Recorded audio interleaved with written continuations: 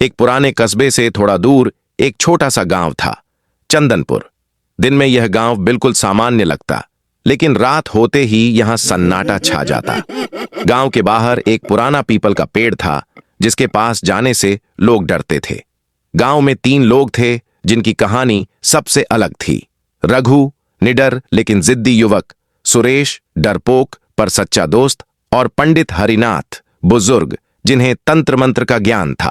कहते थे कि पीपल के नीचे हर अमावस की रात कोई परछाई दिखाई देती है।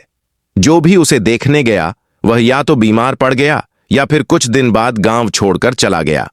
एक रात गांव का एक लड़का अचानक गायब हो गया। सुबह उसकी चप्पलें पीपल के नीचे मिलीं। गांव में डर फैल गया। रघु को यह सब झूठ लग रहा था।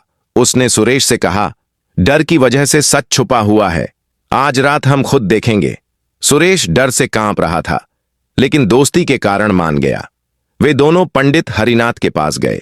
पंडित ने गंभीर स्वर में कहा, वो कोई साधारण आत्मा नहीं है, वह अधूरी आत्मा है जिसे शांति नहीं मिली। उन्होंने रघु को मना किया, लेकिन रघु नहीं माना।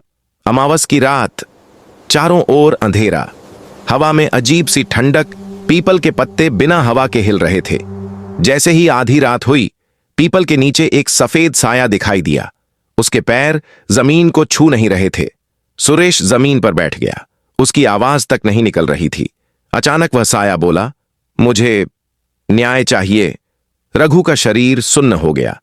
फिर भी उसने हिम्मत कर पूछा, तुम कौन हो? साया धीरे धीरे पास आया। अब उसका चेहरा दिखने लगा, जली हुई आंखें, टूटा हुआ गला।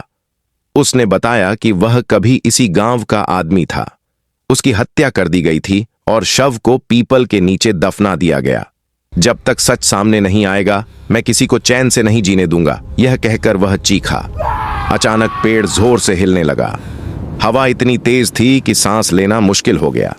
तभी पंडित हरिनाथ मंत्र पढ़ते हुए वहां पहुंचे। उन्होंने सच उगलवाया।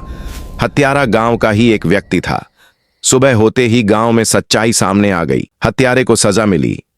उस रात के बाद पीपल के नीचे कोई साया नहीं दिखा। हवा शांत हो गई।